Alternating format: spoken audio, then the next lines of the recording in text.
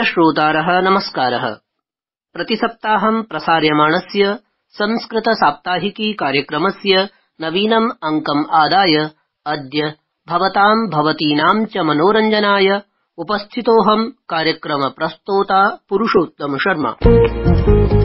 सुहृद्वराः श्रोतारः, 23-द्विसहस्रतम ख्रीष्टाब्दस्य आसन्नोपसंहरण वेलायाम् अद्यतने कार्यक्रमे सर्वादौ सुभाषित प्रभागे एकं सुभाषितं प्रस्तौति मम सहयोगी पुनीत त्रिपाठी वर्यः।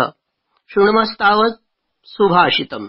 प्रथम वयसि पीतम् तोयमल्पं स्मरन्तः शिरसि निहित भारा नारिकेला नराणाम् ददति जरमनल्पा स्वादमा जीवितान्तम् नहि कृतमुपकारम् साधवो विस्मरन्ति। अर्थात अपने जीवन के पहले चरण में प्राप्त अल्प जल की मात्रा को याद करके नारियल का वृक्ष कृतज्ञ होता है और बदले में जीवन भर मधुर जल प्रदान करता है। इसी प्रकार श्रेष्ठ जन अपने लिए प्राप्त उपकार को कभी नहीं भूलते। सहृदयाः श्रोतारः, विपुलं ज्ञानवैभवं सन्निहितमस्ति संस्कृत जगत्। संस्कृत ज्ञानस्य विस्ताराय समारब्धः एतत् कार्यक्रमः अपि अस्माकम् उद्यमेन सफलतां यास्यति। अत्र प्रभागे संस्कृत गीत निपुणः अस्माकं सहयोगी नरेन्द्र दत्त सेमवालः प्रस्तौति प्रसंगम्। प्रातः स्मरामि रघुनाथ मुखारविन्दम्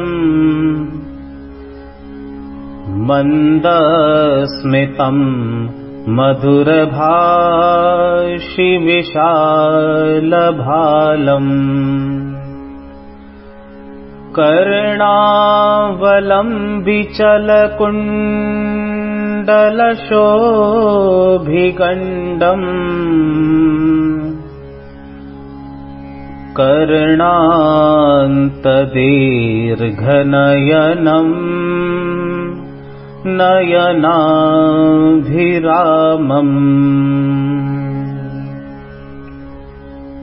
नित्यं भजामि रघुनाथ करारविन्दम्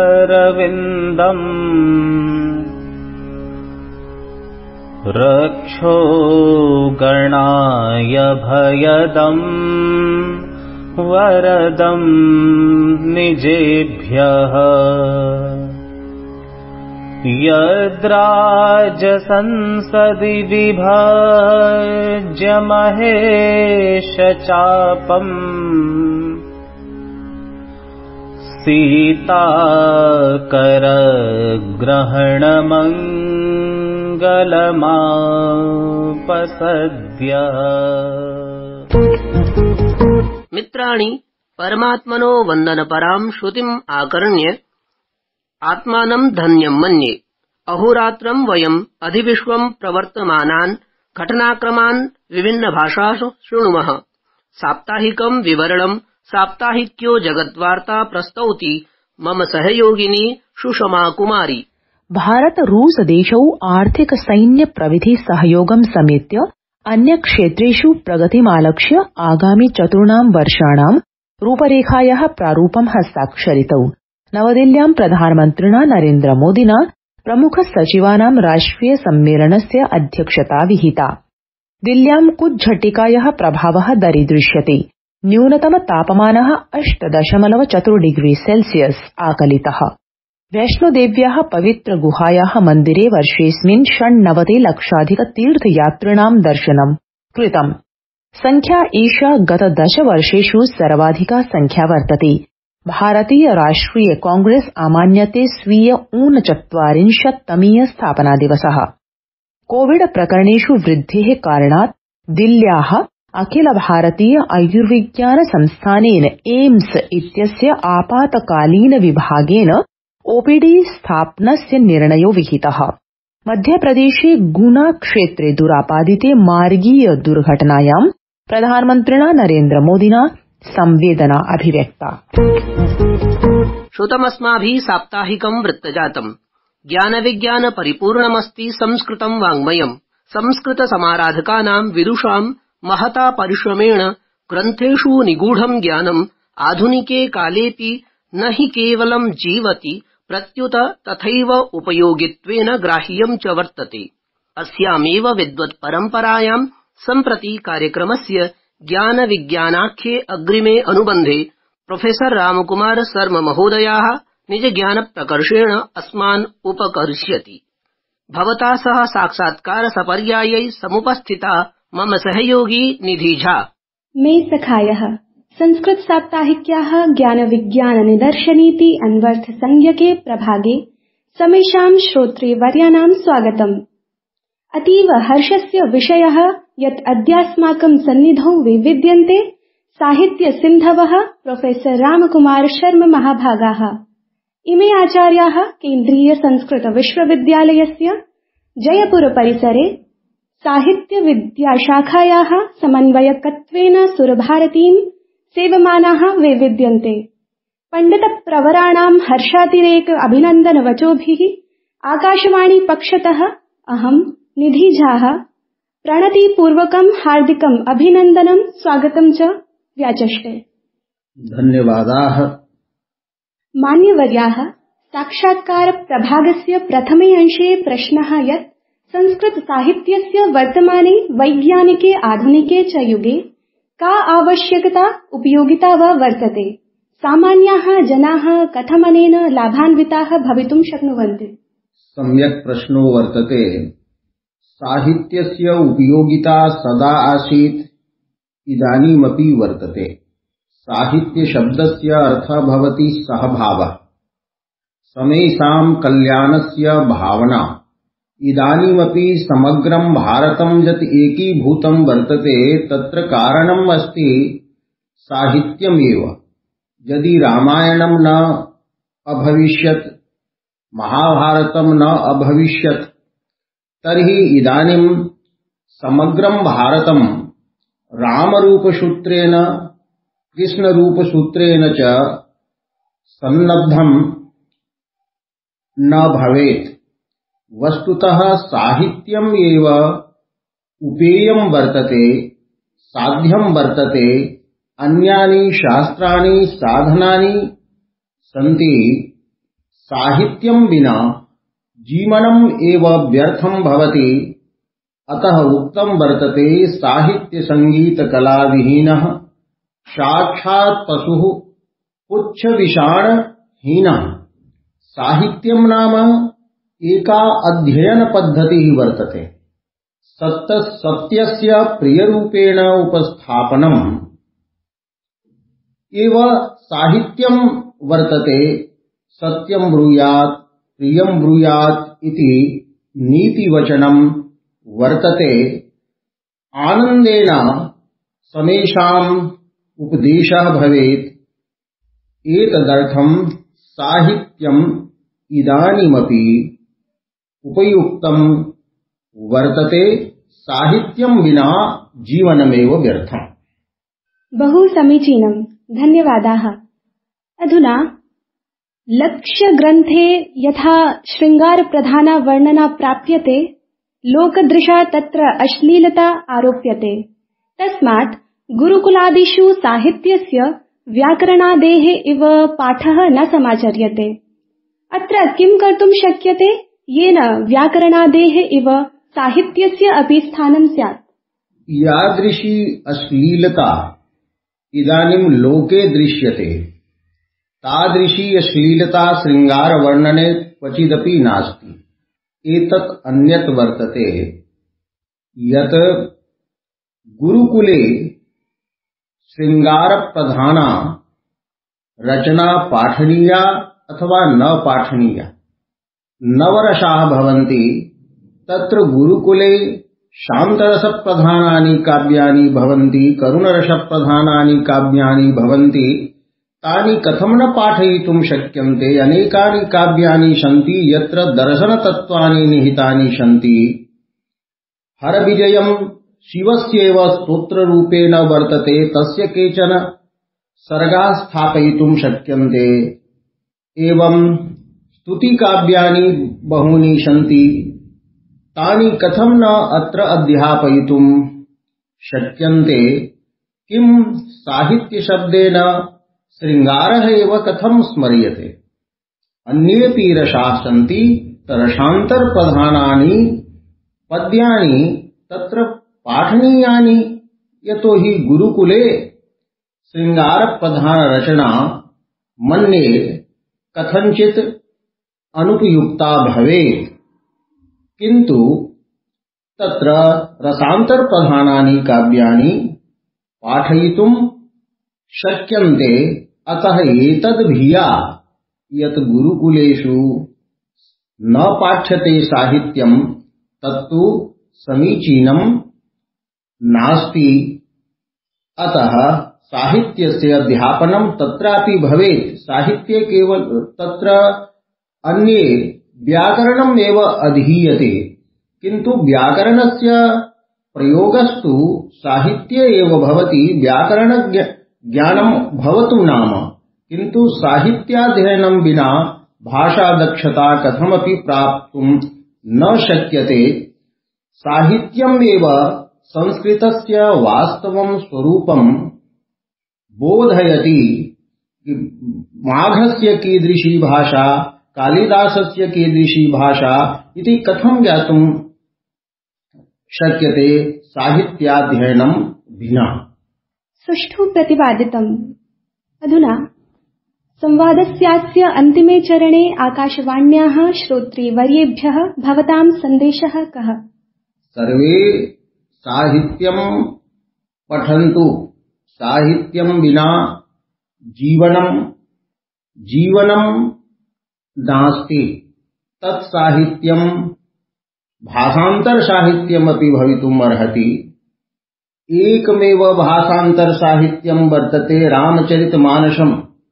तदाधारेण कियताम् उद्धारः जातः इति सर्वे जानन्ति। साहित्यम् अध्येतव्यम्। शृङ्गाररसं केवलं तत्र श्रुत्वा तत्र प्रवृत्तिः न भवति इति तु सम्यक् नास्ति। किं चलचित्राणि भवन्तः न पश्यन्ति? सर्वेषु चलचित्रेषु शृङ्गारस्य किमपि दृश्यं भवत्येव। तथैव गुडजिह्विकान्यायेन अत्र शृङ्गारस्य वर्णनं भवति, किन्तु साहित्यस्य उद्देश्यं वर्तते चतुर्वर्गप्रापणम्। विना साहित्यं वस्तुतः धर्मः, अर्थः, कामः, मोक्षश्च प्राप्तुं न शक्यते। इदानीं साम्राज्यं साहित्यस्यैव वर्तते। तत्र चलचित्रस्य साम्राज्यं वर्तते। चलचित्रे यद् दृश्यते तद् गुरुरूपेण कार्यं करोति। तत्र चलचित्राणि तु निर्मीयन्ते, तत्र अभिनेत्रिभिः अभिनीयते, किन्तु यः जवनिकाभ्यन्तरे अस्ति लेखकः, स लेखकः कविः वर्तते। स साहित्यं लिखति। एवं संस्कृत साहित्यम् अधीत्य भारतीया या परम्परा वर्तते तस्याः पालनं कर्तुं सम्यक् रूपेण शक्यते। इदानीं रङ्गमञ्चे बहवः तादृशाः दृश्यपदार्थाः भवन्ति येषां दर्शनं तत्र न प्रदर्शनं न कर्तव्यम्, किन्तु तथापि एवं तत्र विधीयते। तत्र भारतीया परंपरा, भारतस्य नाट्यशास्त्रस्य या परंपरा, तदाधारेण नाटकानि निर्मातुं शक्यन्ते, नाटकानाम् अभिनयाः कर्तुं शक्यन्ते। एवं साहित्यमधीत्य सर्वं साधयितुं शक्यते। अतः साहित्यम् अध्येतव्यम् इति मामकीनः सन्देशः। आदरणीयाः महोदयाः, भवद्भिः प्रतिपादितैः वचोभिः वयम् अनुरञ्जिताः धन्याः। एतस्मै संवादाय भवद्भिः स्वीयः अमूल्यः समयः कल्पितः, तदर्थम् आकाशवाणी पक्षतः पौनः पुन्येन भवद्भ्यः हार्दाः धन्यवादाः, सादरं प्रणामाः। धन्यवादाः, आशिषः, प्रणामाश्च। धीमन्तः श्रोतारः, बालाः अस्माकं राष्ट्रस्य संस्कृतभाषायाश्च समुन्नायकाः। तेषाम् अभिव्यक्तिरपि संस्कृतकार्यमे महत्वाधायिनी। अद्य बालमनोवल्लरीति भागे संस्कृतबालगीतं प्रस्तौति साधना शर्मा। बालः, अद्य अहम् एकां कवितां श्रावयामि। इयं कविता डॉक्टर अम्बरीशकुमारमिश्रेण विरचिता। कवितायाः शीर्षकः अस्ति वर्षा। बालाः बालाः अत्रायान्तु, मेघाच्छन्ननवः पश्यन्तु। अहो आगतो वर्षाबिन्दुः, जलाप्लावितं क्षेत्रं सिन्धुः। जलाप्लाविते त्वस्मिन् क्षेत्रे, कागदखण्डे चित्रविचित्रे। सखे वयं नावं निर्मामः, निजनौकास्पर्धां पश्यामः। निजनौकास्पर्धां पश्यामः। सुमधुरं चित्ताह्लादकं च बालगीतं श्रुतम् अस्माभिः। मोमुद्यते च मम मनः, अस्मासु एकत्वभावं भरति अस्मदीया सनातनसंस्कृतिः। भाषा माध्यमेनैव एकत्वदित्वादिव्यवहारान् आश्रयामो वयम्। सत्यपि भाषागतवैविध्ये कथं देशः एकत्वं समाधत्ते इति जानीमः अग्रिमे एकं भारतं श्रेष्ठं भारतं प्रभागे, यत्र मुदितमना मुदिता वेतालः अद्य संस्कृत हिन्दी मराठी चेति भाषात्रयीम् अवलम्ब्य पञ्चवाक्यानि अस्मान् ज्ञापयति। प्रथमं वाक्यमस्ति पुराणस्य शाब्दिकः अर्थः कः। पहला वाक्य है पुराण का शाब्दिक अर्थ क्या है। मराठी में पुराण याचा अर्थ काय। द्वितीयं वाक्यमस्ति पुराण शब्दस्य अर्थः प्राचीनः अस्ति। दूसरा वाक्य है प्राचीन पुराण शब्द का अर्थ है। मराठी में पुराण या शब्दाचा अर्थ प्राचीन असं आहे। तृतीयं वाक्यमस्ति पुराणानां रचनायै कस्याः भाषायाः प्रयोगः अभवत्। तीसरा वाक्य है पुराणों की रचना के लिए किस भाषा का प्रयोग हुआ है। मराठी में पुराणांच्या रचनेसाठी कोणत्या भाषेचा प्रयोग झाला। चतुर्थं वाक्यमस्ति पुराणानां रचना मुख्यतः संस्कृत भाषायाम् अभवत्, परं कतिपय पुराणानि क्षेत्रीय भाषायामपि रचितानि। चौथा वाक्य है पुराणों की रचना मुख्यतः संस्कृत में हुई है, किंतु कुछ पुराण क्षेत्रीय भाषाओं में भी रचे गए हैं। मराठी में पुराणांची रचना मुख्यतः संस्कृत भाषेत झाली, पण काही पुराण क्षेत्रीय भाषेतही रचले गेले। पंचमं वाक्यमस्ति पुराणानां संख्या 18 सन्ति। पांचवा वाक्य है पुराणों की संख्या 18 है। मराठी में पुराणांची संख्या 18 आहे। धन्यवादाः।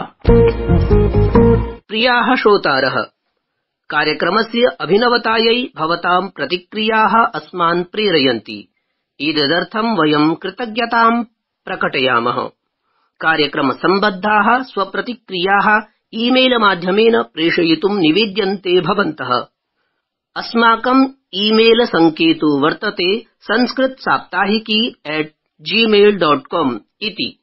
साम्प्रतं तु समागतास्ति अस्य अङ्कस्य अवसानवेला। अधुना प्रयाणाय अनुज्ञापयन्तु। आगामि सप्ताहे नवम् एकं रञ्जकम् अङ्कम् आदाय यथानियतं पुनर्मिलामः।